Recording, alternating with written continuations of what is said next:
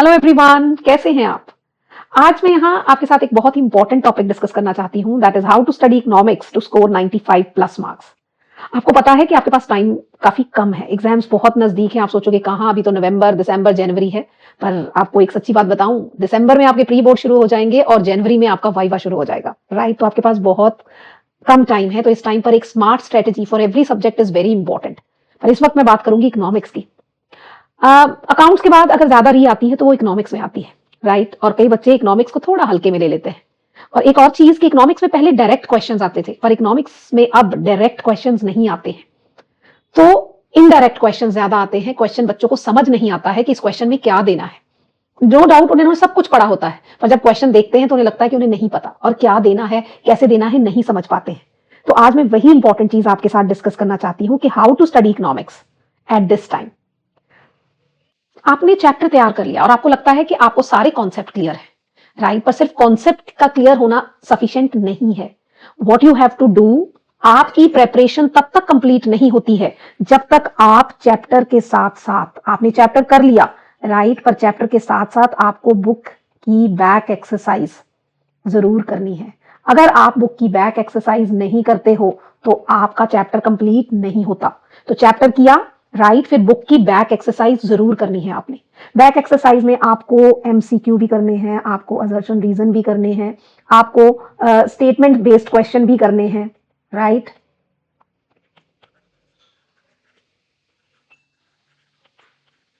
आपको मैचिंग भी करना है, राइट। इसके अलावा आपके वहां पिक्चर बेस्ड क्वेश्चंस भी होते हैं, वो भी करने हैं, राइट।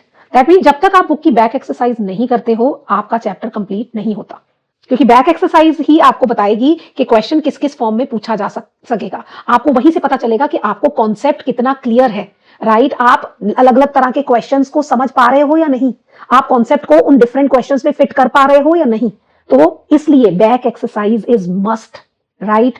दूसरा, डायग्राम्स को प्रैक्टिस कीजिए, ओके। जो भी टेबल्स हैं उनको प्रैक्टिस कीजिए, क्योंकि एंड मोमेंट पर सब टेबल और डायग्राम मिक्स हो जाते हैं। तो क्या ले रहे हो, डायग्राम्स में लेबलिंग इज वेरी इंपॉर्टेंट। अगर आप ये मेंशन नहीं कर रहे हो कि आप एक्स एक्सिस पर क्या ले रहे हो, आप वाई एक्सिस पर क्या ले रहे हो, आपने डिमांड कर्व बनाया पर उसको नेम नहीं दिया, राइट, आपने सप्लाई कर्व बनाया उसको नेम नहीं दिया, तो आपका डायग्राम क्रॉस कर दिया जाएगा, राइट। इस next very important part is your numericals, right. अगर आप न्यूमेरिकल्स प्रैक्टिस नहीं करते हो तो आपकी इकोनॉमिक्स की जो तैयारी है वो कंप्लीट नहीं है। क्यों? क्योंकि वो चाहे माइक्रो इकोनॉमिक्स है, वो चाहे मैक्रो इकोनॉमिक्स है, आपको न्यूमेरिकल्स जरूर पूछे जाएंगे, राइट। नेशनल इनकम के न्यूमेरिकल प्रैक्टिस कीजिए, एडी वाले यूनिट के न्यूमेरिकल्स प्रैक्टिस कीजिए, बीओपी गवर्नमेंट बजट के न्यूमेरिकल प्रैक्टिस कीजिए, राइट। उसी तरह अगर आप माइक्रो इकोनॉमिक्स पढ़ रहे हैं तो कॉस्ट के न्यूमेरिकल्स, रेवेन्यू चैप्टर के, प्रोडक्शन फंक्शन के, इन सब के न्यूमेरिकल को प्रैक्टिस कीजिए, राइट।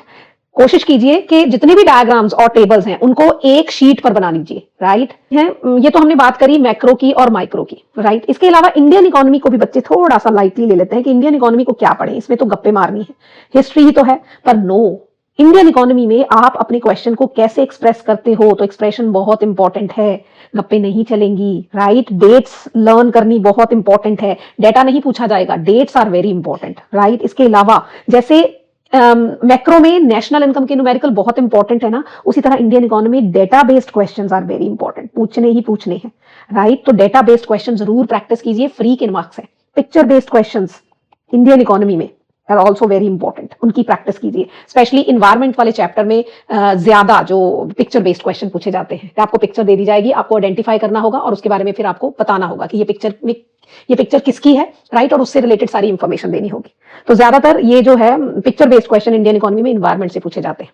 तो इन शॉर्ट, प्लीज, चाहे वो इंडियन इकोनॉमी है, माइक्रो है, मैक्रो है, बैक एक्सरसाइज किए बिना आपकी तैयारी कंप्लीट नहीं है। आई रिक्वेस्ट यू, प्लीज हर एक चैप्टर के साथ उसकी बैक एक्सरसाइज जरूर कीजिए, तभी आपका चैप्टर कंप्लीट होता है, राइट। डायग्राम्स, टेबल्स, न्यूमेरिकल्स, इन सबको प्रैक्टिस कीजिए, किसी एक पेज पर इनको बनाकर रख लीजिए, तो आपकी सारी कंफ्यूजन दूर हो जाएंगी। जो आपको लगता है ना कि ये कहाँ आना है, ये कहाँ आना है, तो अगर आप अपने स्टडी टेबल पर उसको पिन कर लेते हैं तो आपको हमेशा इधर उधर आते जाते आप उनकी तैयारी कर पाएंगे। Thank you so much and all the very best for your preparation.